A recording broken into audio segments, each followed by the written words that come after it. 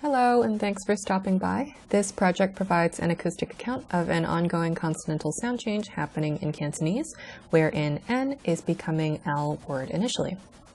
Now, to illustrate this sound change and the ways in which this kind of systematic phonetic variation can challenge both human listeners as well as ASR and NLP tools, consider a conversation taking place between two Cantonese speakers, here depicted as two hexagons. And here the intended word is brain, which is an N initial word, but it's realized as an L initial word due to the sound change in production. Now, because the L initial form is already a word in Cantonese, it means old. The sound change essentially renders N and L initial forms equivalent, making it unclear outside of sentential context and other factors whether the intended word was brain, the N initial variant, turned L initial due to the sound change, or old, which is simply the L initial variant. Now, what's additionally interesting in the context of Cantonese is that many Cantonese speakers also speak English, and this ultimately means that Cantonese-English bilinguals contend with a merger in Cantonese, but not in English, where N and L remain separate phonemes. Now, this brings us to our research questions for the project. Previous studies have really made the assumption that this sound change is categorical in nature, without really taking a look at potential gradients in the change from N to L.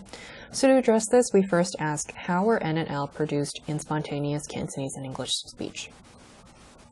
We also then asked, how are speech sounds linked crosslinguistically in the context of sound change? And in doing so, we provide the first acoustic description of this Cantonese merger in progress. Now, to address these questions, we carried out a corpus study using the SPICE corpus. This corpus was created by Khia Johnson, who is one of the authors on this paper, and it contains spontaneous speech from 34 early Cantonese-English bilinguals in both languages. Now, this speech comes from 3 tasks, including sentence reading, storyboard narration, as well as an interview, and the data from this project comes from those interviews. The phone-level transcriptions are force-aligned and are also currently being hand-checked by some lovely RAs. Our target segments in the corpus study were word initial and pre-vocalic N and L segments in Cantonese and English, and these were crucially words in which there were no other nasals or liquids elsewhere in the utterance. And we only examined the segments that were longer than 30 milliseconds, as this was the minimum value for the forced aligners. Now, for these N and L segments, we examined mid-frequency spectral tilt, measured as H4 minus the amplitude of the harmonic closest to 2000 Hertz, and this was intended to provide a spectral measure of nasality. We also measured the spacing between F2 and F1 to infer differences across nasals and laterals, in addition to place of articulation of the L, as the difference between these values is related to the degree of velarization of L. So here are the results for the mid-frequency spectral tilt measure, as well as the formant spacing measure. The left set of boxes in each of these graphs are the data for Cantonese, while the right set of boxes show the data for English. And for both of these languages, the L segments are indicated in navy, while the N segments are indicated in orange. These data were submitted to 2 linear mixed effects models, one for each acoustic measure, and both models contained fixed effects of consonant, language, and their interaction. They also included talker and word random effects, with consonant and language as bi-subject random intercepts without an interaction.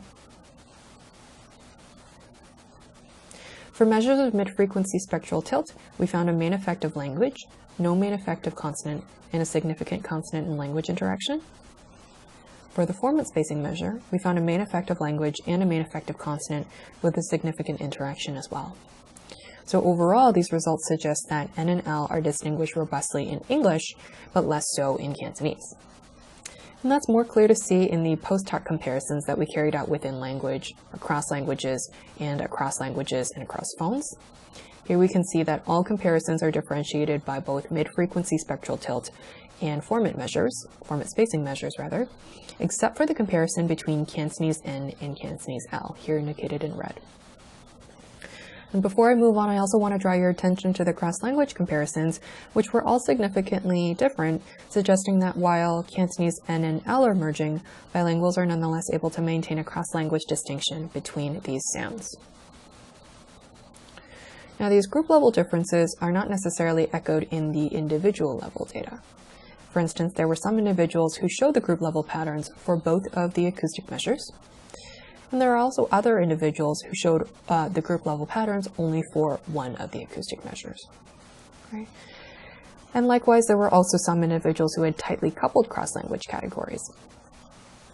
Now, I think this really speaks to a point that I made earlier about the assumption that previous research has made about these changes being categorical in nature. These data really show in the corpus study that there's a fair bit of gradients in the realization of N as L in Cantonese. So to wrap up, we saw that bilinguals distinguish N and L robustly in English, but less so in Cantonese for measures of mid-frequency spectral tilt and format spacing.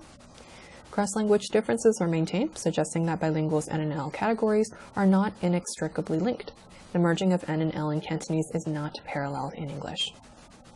There is also a range of individual differences in the acoustic realization of N and L, which may hint at differences in parent dialect, language dominance, code switching, language use patterns, and a number of other potential factors. So if you're interested in learning more about Khia's wonderful SPICE corpus, I encourage you to check out her presentation at InterSpeech, which I've linked for folks right here.